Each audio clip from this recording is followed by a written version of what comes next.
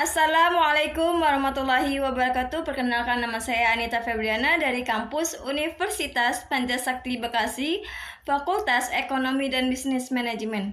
Nah, kali ini kita akan membahas materi dari mata kuliah Akuntansi Manajemen.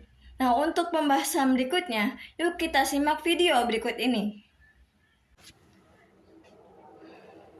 Nah, baik teman-teman, sebelum kita melanjutkan dari materi akuntansi manajemen ini, langkah baiknya kita harus lebih tahu dahulu dari arti akuntansi tersebut, supaya nanti kita dasar-dasar memahami apa itu akuntansi.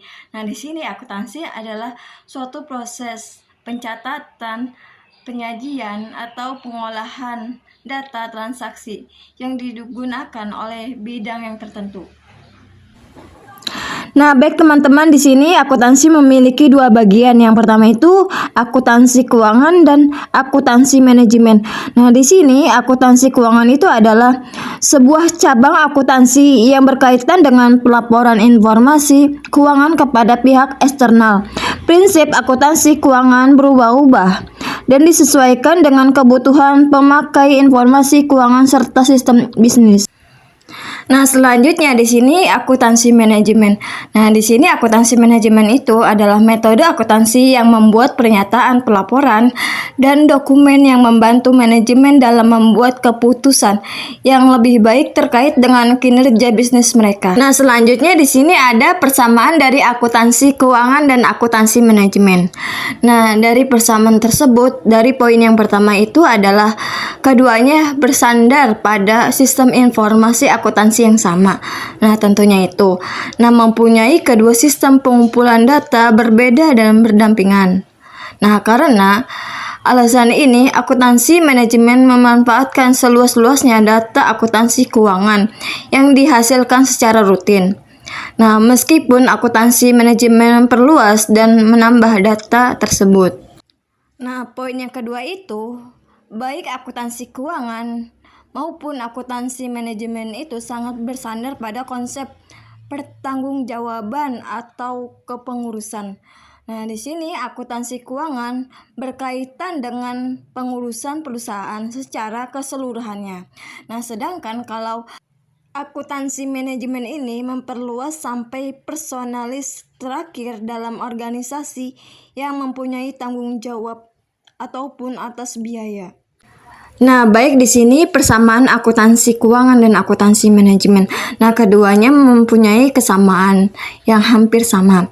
Nah, keduanya itu mempunyai kesamaan antaranya itu dari sistem informasinya dan sama-sama bertanggung jawab dalam mengerjakan suatu proses sistem informasi keuangan dari perusahaan tersebut. Selanjutnya dari pembahasan konsep dan terminologi biaya di dalam akuntansi manajemen. Nah, dari konsep dan terminologi biaya di dalam akuntansi manajemen ini, kita terlebih dahulu dalam konsep tersebut mengerti dari arti biaya tersebut. Nah, di sini dari pengertian biaya tersebut ada suatu kas atau nilai ekuivalen kas yang dikorbankan untuk mendapatkan barang atau jasa yang diharapkan memberi manfaat saat ini atau di masa datang bagi organisasi.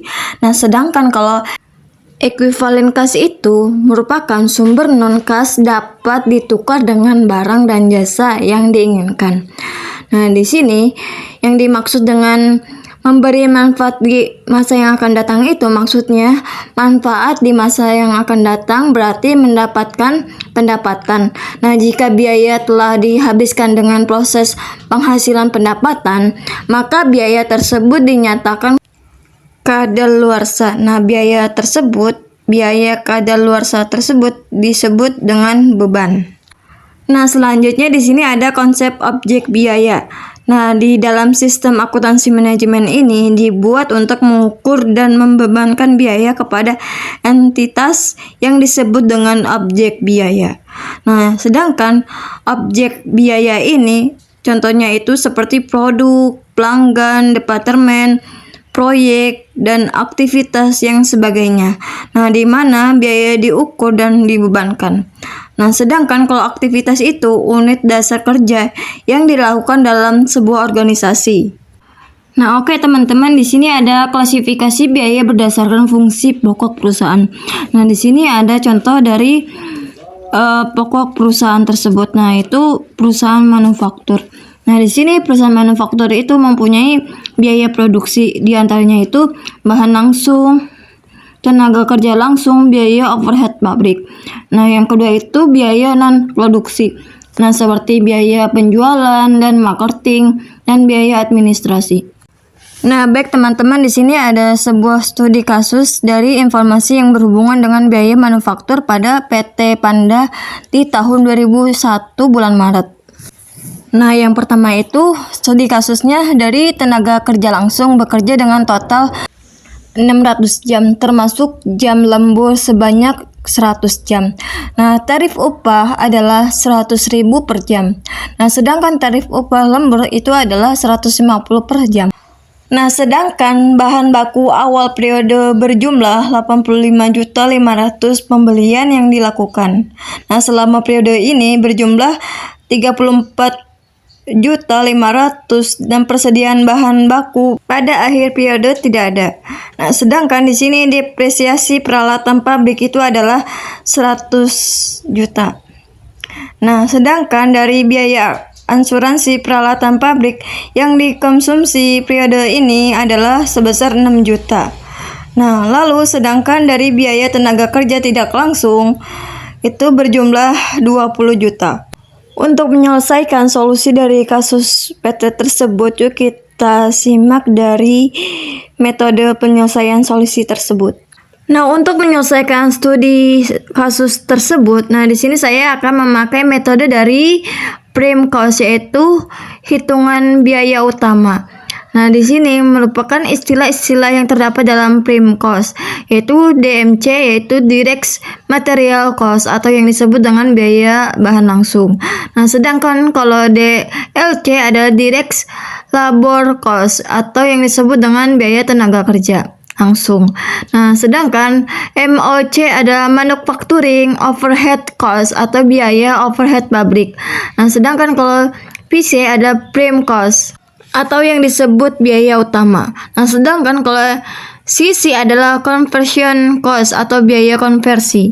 Nah, selanjutnya kita selesaikan studi kasus dengan metode prime cost ini. Nah, di dalam studi kasus tersebut, nah di sini hitunglah biaya utama dari prime cost untuk bulan Maret 2001. Nah, tadi kan sudah kita jelaskan dari istilah-istilah dari prime cost ini. Nah, kalau prime cost ini yaitu dengan PC. Nah, jadi rumus dari biaya utama tersebut adalah PC sama dengan DMC ditambah DLC. Nah, di sini DMC-nya itu biaya bahan langsung. Nah, biaya bahannya langsung itu 85.500.000 ditambah 34.500 juta itu sama dengan dijumlahkan 120 juta.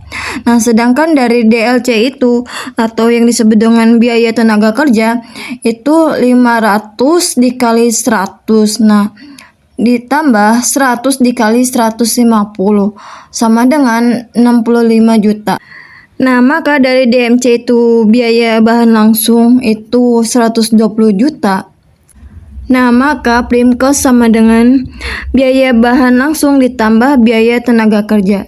Nah, maka 120 juta ditambah 65 juta sama dengan 185 juta. Nah, selanjutnya menghitung biaya konversi untuk bulan Maret 2001. Nah, di sini dalam menghitung biaya konversi itu CC sama dengan DLC ditambah MOC. Nah, di sini cara mencari biaya tenaga kerja itu yang sudah kita ketahui jumlahnya adalah 65 juta. biaya asuransinya itu 6 juta dan biaya supervisi pabrik itu 20 juta. Nah, di sini biaya overhead pabrik itu dijumlah menjadi 126 juta. Nah, sedangkan MOC-nya itu biaya overhead pabrik itu terdiri dari depresiasi mesin pabrik itu senilai 100 juta. Nah, jadi menghitung dari biaya konversi itu, sisi ditambah DLC itu 65 juta dari biaya tenaga kerja ditambah MOC biaya overhead pabrik itu senilai 126 juta. Maka hasilnya adalah 191 juta dari jumlah biaya konversi. Nah, selanjutnya di sini ada studi kasus bagian 2. Dari PT Emon memproduksi dan menjual 2 jenis produk, yaitu produk A dan produk B. Nah, di sini informasi tentang produk tersebut. Kedua produk tersebut adalah sebagai berikut. Nah, dari keterangannya ini, kuantitasnya dari produk A itu mendapatkan 200.000. Nah, sedangkan produk B itu 50.000. Nah, selanjutnya dari biaya utama produk A itu senilai 700 juta, sedangkan produk B-nya itu 150 juta. Nah, maka jumlah biaya tersebut mendapatkan 850 juta.